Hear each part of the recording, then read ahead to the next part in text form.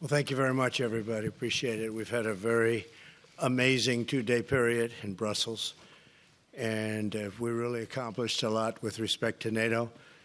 For years, presidents have been coming to these meetings and talked about the expense, the tremendous expense for the United States, and tremendous progress has been made. Everyone's agreed to substantially up their commitment. They're going to up it at levels that they've never thought of before. Prior to last year, where I attended my first meeting, it was going down. The amount of money being spent by countries was going down and down very substantially. And now it's going up very substantially, and commitments were made. Only 5 of 29 countries were making their commitment, and that's now changed. The commitment was at 2%. Ultimately, that'll be going up quite a bit higher than that. So we made a tremendous amount of progress today. It's been about, at a minimum, they estimate, and they're going to be giving you exact numbers, but since last year, they've raised an additional $33 billion.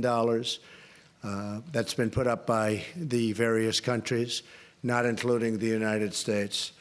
And the United States' commitment to NATO is very strong, remains very strong, but primarily because everyone, the spirit they have, the amount of money they're willing to spend, the additional money that they will be putting up has been really, really amazing to see it. To see the level of spirit in that room is incredible.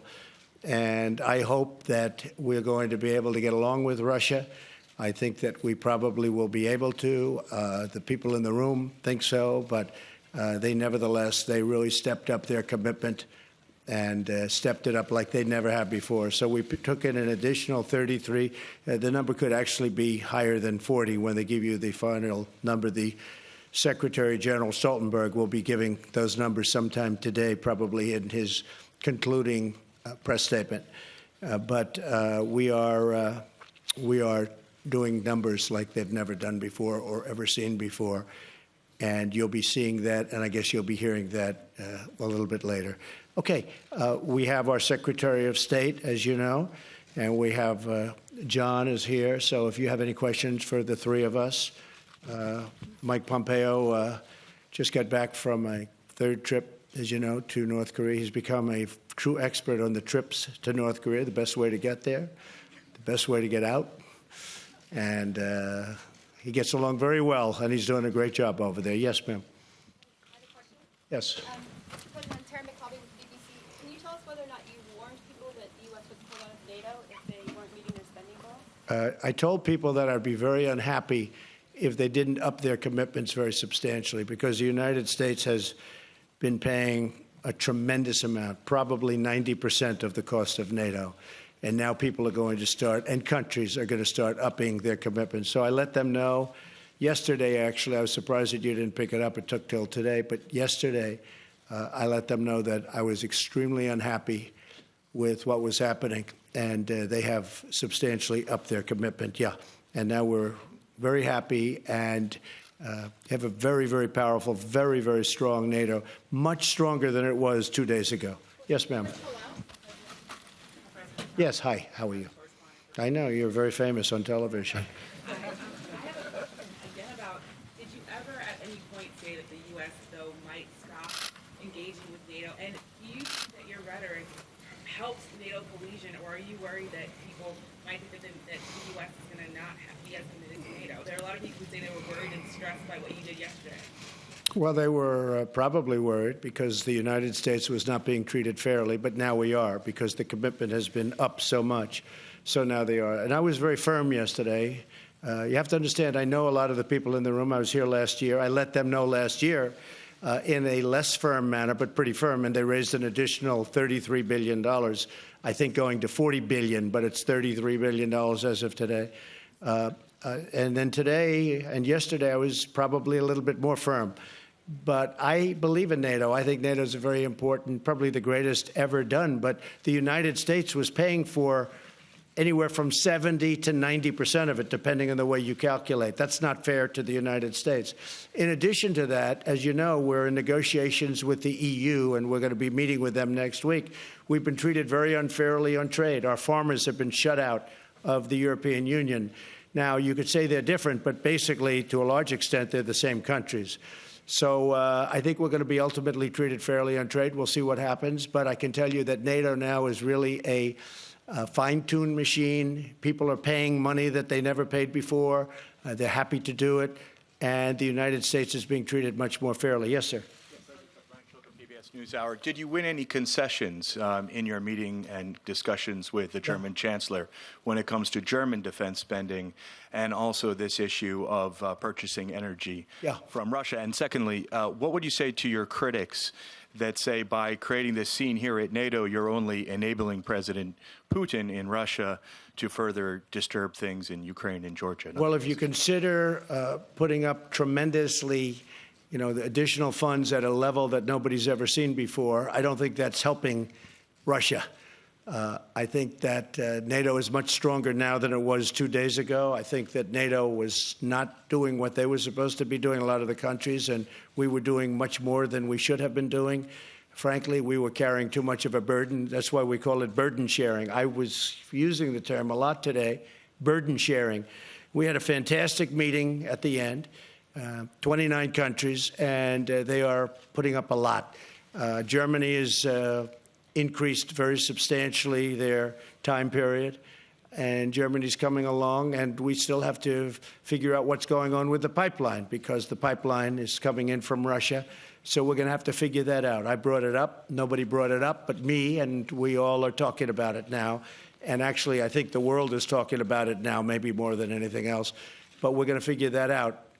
And frankly, maybe everybody's going to have a good relationship with Russia, so there'll be a lot less problem with the pipeline. But to me, that was a very major point of contention. We discussed it at length today. Germany has agreed to do a lot better than they were doing, and we're very happy with that. We had a very good relationship with Angela Merkel. Yes. Mr. President. Yeah, go ahead. Hi, thank you. Margaret Talla from Bloomberg. Yes. After all these years, I know, Margaret. Go ahead. Thank you. Maybe I'm being dense here, but could you just clarify, are you still threatening to potentially pull the United States out of NATO for any reason? And do you believe you can do that without Congress's explicit support and approval? I think I probably can, but that's unnecessary. And the people have stepped up today like they've never stepped up before. And remember the word, $33 billion more they're paying. And you'll hear that from the Secretary General in a little while. He thanked me, actually. He actually thanked me. And everybody in the room thanked me. There's a great collegial spirit in that room that I don't think they've had in many years. They're very strong. So, yeah, very, very unified, very strong, no problem, right? We're Yes. in NATO. Go ahead. No, okay. No problem. Mr. President, Jonathan Lemire with the Associated Press. Sure. You have said previously you wanted the countries to step up their spending to 2%. Yesterday, there was a suggestion it might be 4% or perhaps 2% at a much quicker timetable. Yeah. Can you clarify, what did they commit to doing? Yeah. Is that satisfactory to you? So what they're doing is spending at a much faster clip. They're going up to the 2% level. Now, you have to understand, some of them have parliaments. They have their own congresses. They have a lot of things they have to go to. So, they're here as a prime minister or as a president, and they can't necessarily go in and say, this is what we're going to do. But they're going back for approvals. Some are at 2%. Others have agreed definitely to go to 2%. And some are going back to get the approval, and which they will get, to go to 2%. After we're at 2%, we'll start talking about going higher. But I said ultimately we should be, in years in advance, we should be at 4%. I think 4% is the right number. Now, the United States, depending on the way you calculate it, was at 4.2%. And I said, that's unfair. And we have the largest GDP by far, especially since we've increased it by so much since a thing called the election. Our GDP has gone way up. And so the fact that our GDP went way up, that means we're paying for even more, which is very unfair. So I explained that. We will go to much higher than 2% into the future, but right now we're getting people up to 2%, and that'll take place over a fairly short period of time, a short number of years. Okay? Yeah, go ahead. Hi, Tomislav Krasnec from Večernji List, Croatian daily newspaper. We understand your message. Congratulations, by the way. Thank you, Anne. Thank you. We understand your message, but some people ask themselves, will you be tweeting differently once you board the Air Force One? Thank you. No, that's other people that do that. I don't. I'm very consistent. I'm a very stable genius. Go ahead. Yeah, go ahead. Thank you, sir. Jeremy Diamond with CNN. How are you? Jeremy. Quick question with regards to Germany and the comments that you made yesterday. Do you feel like, given the threats that you made about potentially leaving NATO, about insulting Germany's sovereignty, it appears, by suggesting they are totally controlled by Russia, do you feel like that's an effective way to conduct diplomacy? And secondly, would you be able to be a little bit more specific about the commitments that you secured today with regards to increasing financial commitment? Is there an updated timeline? Are there specific countries you could cite? Because a majority of them are already planning to meet that 2% threshold by 2024. No, many of them. In fact, Germany was going to be in the year 2028 or 30. Yeah, I think it's a very effective way to deal, but I didn't deal exactly the way you said. I have great respect for Germany. My father's from Germany. Both of my parents are from the EU, despite the fact they don't treat us well on trade, but I think that'll change also. And I think we'll see that because on the 25th of July, they're coming in to start negotiations with me. We'll see. And if they don't negotiate in good faith, we'll do something having to do with all of the millions of cars that are coming into our country and being taxed at a virtually zero level, at a very low level. But, Jeremy, I think it's been a very effective way of negotiating, but I'm not negotiating. I just want fairness for the United States. We're paying for far too much of NATO. NATO is very important, but NATO is helping Europe more than it's helping us. At the same time, it's very good for us. So we have now got it to a point where people are paying a lot more money, and that's starting really last year. It really had, you were there last year. And last year, we had a big impact. Again, we took in $33 billion more. And if you ask Secretary General Stoltenberg, he gives us total credit, meaning me, I guess, in this case, total credit, because I said it was unfair. Now, what has happened is presidents over many years, from Ronald Reagan to Barack Obama, they came in, they said, okay, hey, do the best you can, and they left. Nobody did anything about it. And it got to a point where the United States was paying for 90% of NATO. And that's not fair. So it's changed. We had a really good meeting today. We had a great meeting in terms of getting along. I know most of the people in the room because of last year, because of the year and a half that we've been in office, year and a half plus. But we have a great relationship. Everybody in that room, by the time we left, got along, and they agreed to pay more, and they agreed to pay it more quickly. Yeah, go ahead, Phil.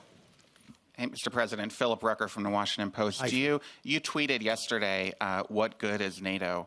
And you've talked about NATO as an alliance that benefits Europe, that defends and protects Europe. Do you see any value of NATO to the United States vis-a-vis Russia? Does it help protect the United States from Russia, in your view? I think it's another very strong ally, as together it's much stronger than, obviously, individual countries. I think it's the way we have it now. I think it's I think NATO got, you know what was happening with spending prior to my getting into office. The numbers were going down. Now the numbers have gone up like a rocket ship. The numbers have gone up a lot, and they've gone up rapidly, and they're now going up further. So I think NATO is going to be very, very effective. I'm very impressed with, and really know, and he's a friend of mine, but Secretary General Stoltenberg has done a fantastic job and putting it all together. And we were the ones that really, we gave him an extension of his contract, as you know. I think he's done a really good job. I think that when I was saying that, I am very concerned with the pipeline. I don't like the pipeline.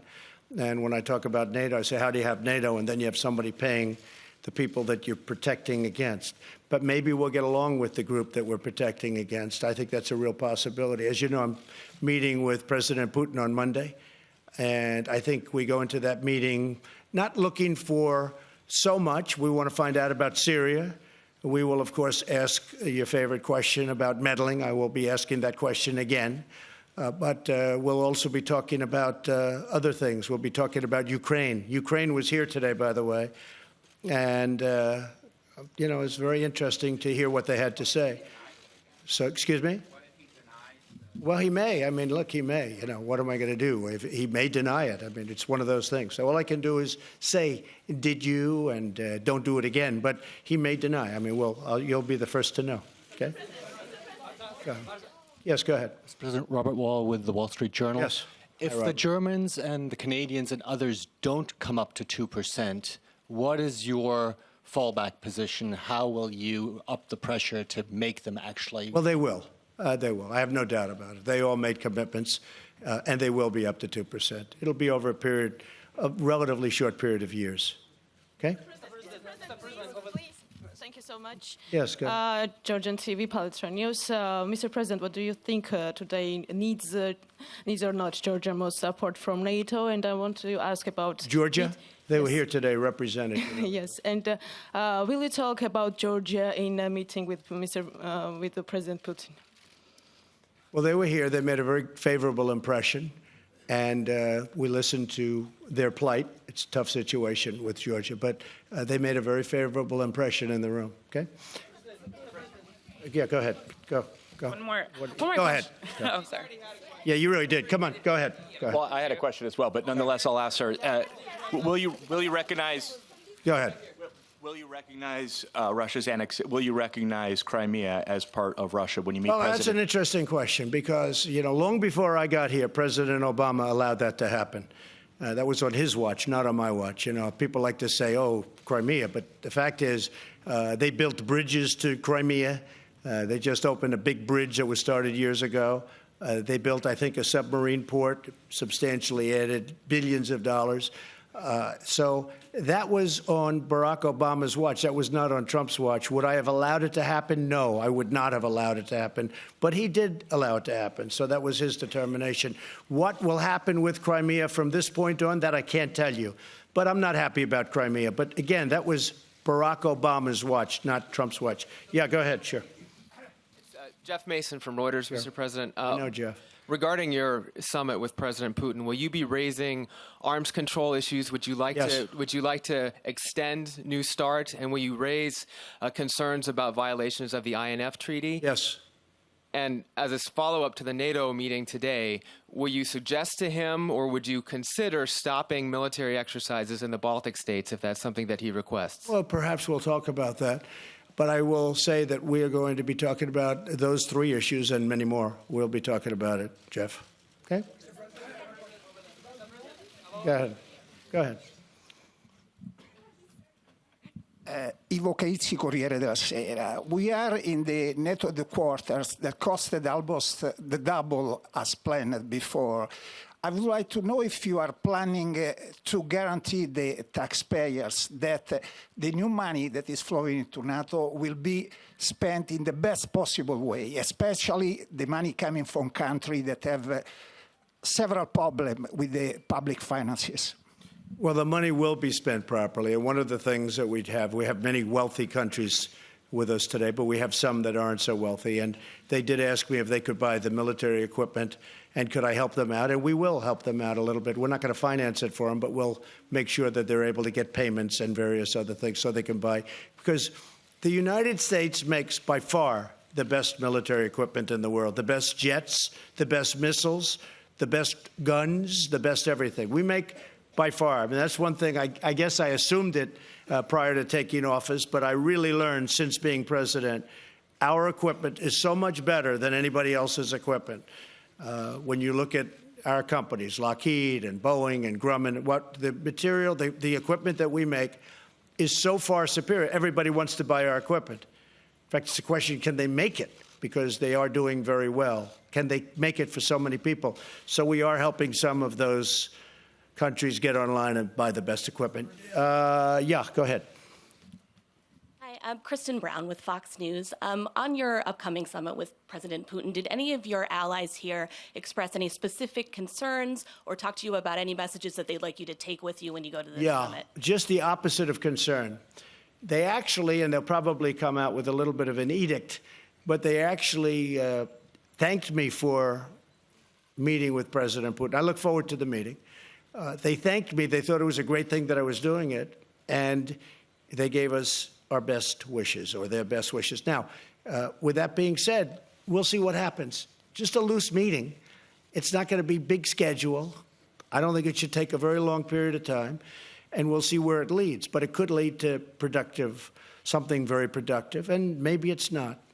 But I think meeting with people is great. We had a great meeting with Chairman Kim, and I'll tell you, Mike Pompeo did a fantastic job. I might ask you to say a few words, Mike, while you're here. Just 1 second. Mike, go ahead.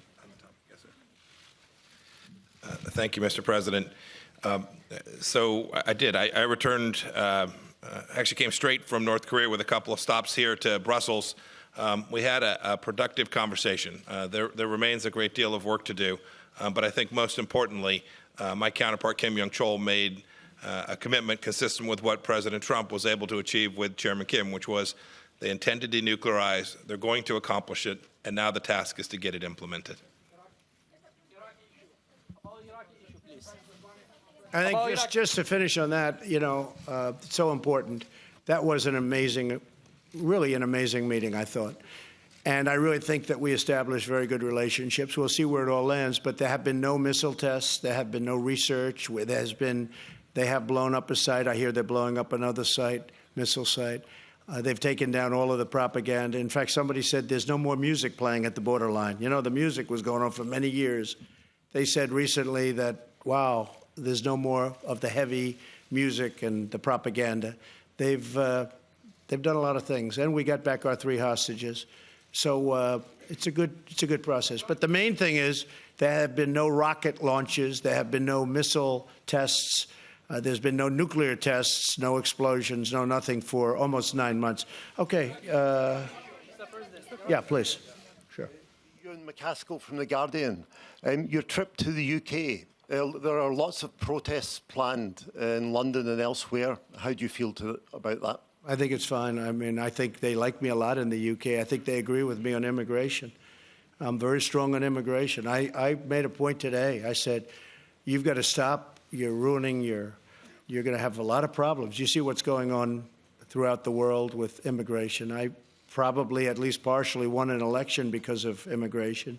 If you look at Italy, Giuseppe, who I got to know quite well over the last month and a half, he won his election because of strong immigration policies on Italy. I think that a lot of the people in the UK, I think that's why Brexit happened. Now, I don't know what's going on with the negotiation, who knows, and I guess that's become a very interesting point of contention. I said I'm going to a few hot spots. We have NATO, then we have the UK, and then we have Putin. And I said, Putin may be the easiest of them all. You never know. But I'm going to a pretty hot spot right now, right, with a lot of resignations. But I will say that immigration is a very important thing. And I told them today the EU, the European Union, better be very careful because immigration is taking over Europe, and they better be very, very careful. And I said that loud and clear. Yes, go ahead. Go ahead. President Trump, Radu Tudor, Antena 3 Romania. What will you tell President Putin about this summit and about NATO? Well, I think he's going to see about this summit. This has turned out to be a very successful summit. This is, I think really that NATO is more put together right now, is more coordinated, and I think there's a better spirit for NATO right now than perhaps they've ever had. It's richer than it ever was. The commitments are made at a higher level than they've ever been made, and the money to be paid out faster, far faster. You know, the 2% was a range, a goal. It wasn't something that they were committed to. Now it's a commitment. There's a big difference, the 2% number. And that's why so many people weren't reaching it or hitting it. It was just sort of like this amorphous number out there. Now it's a commitment, a real commitment. I think he's going to see that there's great unity, great spirit, great esprit de corps, and I think we're going to have a good meeting. Regardless of that, I think we're going to have a good meeting. But this was a fantastic 2 days. This was a really fantastic, it all came together at the end. And yes, it was a little tough for a little while, but ultimately, you can ask anybody at that meeting, they're really liking what happened over the last 2 days. There's a great, great spirit leaving that room. Yes, sir, go ahead, please. Yeah, Jonathan Beale from BBC. I just wonder, you think you're going to get along with President Putin at that meeting? Could you just tell us, why do you think that? Is there something you admire about him? And the second question, because you're just about to go to the UK. Well, he's a competitor. He's been very nice to me the times I've met him. I've been nice to him. He's a competitor. You know, somebody was saying, is he an enemy? No, he's not my enemy. Is he a friend? No, I don't know him well enough. but the couple of times that I've gotten to meet him, we got along very well. You saw that. I hope we get along well. I think we get along well. But ultimately, he's a competitor. He's representing Russia. I'm representing the United States. So, in a sense, we're competitors. Not a question of friend or enemy. He's not my enemy. And hopefully someday, maybe he'll be a friend. It could happen. But I just don't know him very well. I've met him a couple of times, and when I did meet him, most of you people were there. Yes. And Brexit, sorry, sir, because you are going to the UK. What will be your message on Brexit? Well, Brexit is, I've been reading a lot about Brexit over the last couple of days, and it seems to be turning a little bit differently, where they're getting at least partially involved back with the European Union. I have no message. It's not for me to say. I own a lot of property there. I'm going to Scotland while I wait for the meeting. I have Turnberry in Scotland, which is a magical place, one of my favorite places. I'm going there for 2 days while I wait for the Monday meeting. But it's not for me to say what they should be doing in the UK. I have great friendships. My mother was born in Scotland. I have great friendships over there. We have a wonderful ambassador, Woody Johnson. And he's doing by the way, Woody's doing a great job. But it's not for me to say. I'd like to see him be able to work it out so it could go quickly, whatever they work out. Is it heartbreaking? Hard Brexit. Oh, hard Brexit, I see. I thought you said it was heartbreaking. I said, that might be going a little bit too far, right? Heartbreaking. Is it heartbreaking? A lot of things are heartbreaking. No, I would say that, Brexit is Brexit. It's not like... I guess when you use the term hard Brexit, I assume that's what you mean. The people voted to break it up, so I would imagine that's what they'll do, but maybe they're taking a little bit of a different route. So I don't know if that's what they voted for. I just want the people to be happy. They're great people, and I do think sure there'll be protests, because there are always protests, but I think there were protests the night of the election both ways. But in the end, we got to 306 electoral votes. And one state that, is interesting, one of the states we won, Wisconsin, I didn't even realize this until fairly recently. That was the one state that Ronald Reagan didn't win when he ran the board. His second time, he didn't win Wisconsin, and we won Wisconsin. So, we had a great night. Protests, there might be protests, but I believe that the people in the UK, Scotland, Ireland, as you know, I have property in Ireland. I have property all over. I think that those people, they like me a lot, and they agree with me on immigration. And I think that's why you have Brexit in the first place, because of immigration. Yes, ma'am. Yeah, go ahead. Greta Karvala from Finland. What would be the best deal with Putin when you come to Helsinki? And don't you think that your harsh diplomacy, that you are playing in the same goal that Putin, with your harsh diplomacy towards EU and NATO? Well, I can't tell you what would be the ultimate. What would be the ultimate? Well, let's see. No more nuclear weapons anywhere in the world would be the ultimate, okay? No more wars, no more problems, no more conflict. Let's find a cure to every disease known to mankind or womankind. That would be my ultimate, okay? And we'll start from there. Okay. Yeah, go ahead. Me. There's Go ahead. Mahjouba Nourouzi from Afghan service in BBC World Service. So I would like to ask you, Mr. President, that Afghan president is going to be here. He's here right now. He is here. And are you going to meet him? And what have you got to say to him? Danny. And when the war is going to end in Afghanistan, because people are fed up now and they want to know. I agree with that. I very much agree. It's been going on for a long time. We've made a lot of progress, but it's been going on for a long time. We've made a lot of progress in Afghanistan, I will say. Yes, your president is here right now. In fact, he's in the room. When I'm finished with this, I'm going right back into that room. Please, Georgian Public Broadcaster, Mr. President, can you tell us what do you think about future membership of Georgia in NATO, please? Well, at a certain point, they'll have a chance. Not right now. They just left the room. But at a certain point, they'll have a chance. Yes, sir. Go ahead. Barza Hassan, reporter for Kurdistan 24. Are you going to continue to support the Kurdish forces, Peshmerga, in Iraq? Thank you. I think the Kurds are great people. They're incredible fighters. They're wonderful, warm, intelligent allies in many cases, as you know. It's different groups of people, but they're great people. I really do. I believe they're great people. Yes, go ahead, please. Mr. President, Markus Price, working with ARD German TV. Yes. You said Putin isn't an enemy, isn't a friend, it's just a competitor. Competitor. Do you consider him as a security threat for Europe or to the US? Thank you. Hey, I don't want him to be, and that's, I guess, why we have NATO. And that's why we have a United States that just had the largest military budget ever, $700 billion approved, $716 billion next year.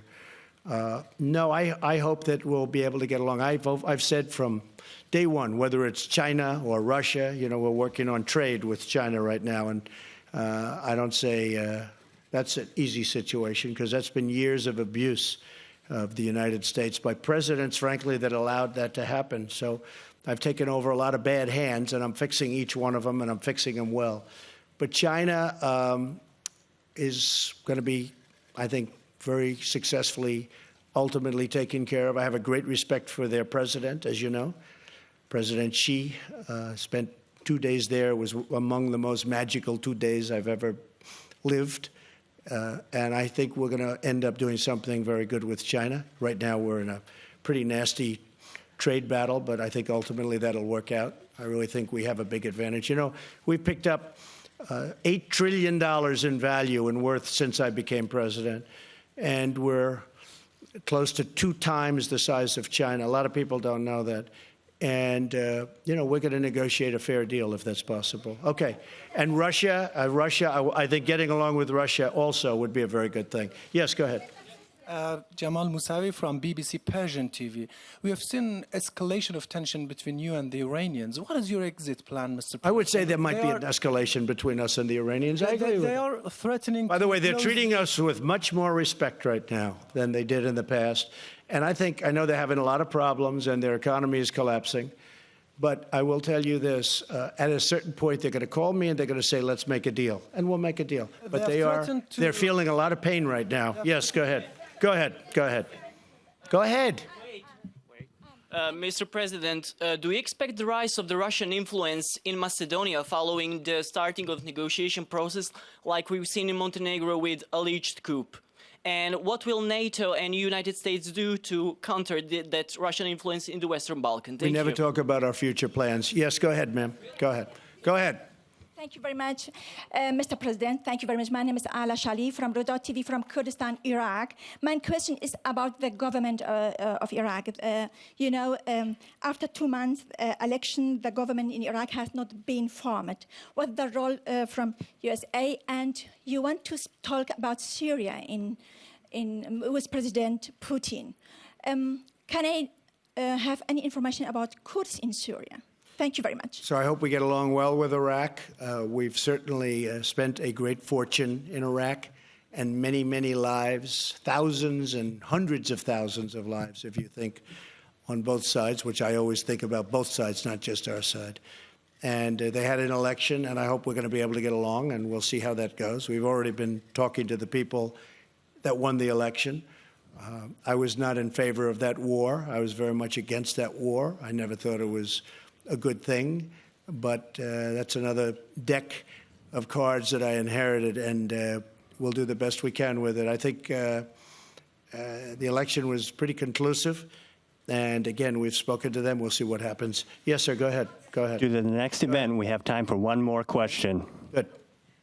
I'm Asia Atrous from Asabah newspaper in Tunisia. I come from a very far country, a small country in northern Africa, Tunisia. My question, Mr. President, we really admire what you are doing in North Africa, and we really wish and hope that something again will be done in the Middle East to avoid people more wars and more blood and more killings in the Middle East with a just peace process that gives everyone its... We're looking for peace, and Africa, as you know, is it's on our very strong list. But we're looking for peace. We want peace all over. We want to solve problems. We're looking for peace. Africa right now has got problems like few people would even understand. They have things going on there that nobody could believe in this room. If you saw some of the things that I see through intelligence, what's going on in Africa. It is so sad and so vicious and violent. And we want peace. We want peace for Africa. We want peace all over the world. That's my number one goal, peace all over the world. And we're building up a tremendous military because I really believe through strength you get peace. But we're going to have a military like we've never had before. We've given out orders for, the best fighter jets in the world, the best ships, the best everything. But hopefully we'll never have to use them. That would be a dream. To buy the best stuff, to have the best stuff, to have the best equipment in the world, and to never have to use it would be a really great part of my dream. Thank you very much, everybody. Thank you. I'm going to be leaving in about a half an hour. Thank you.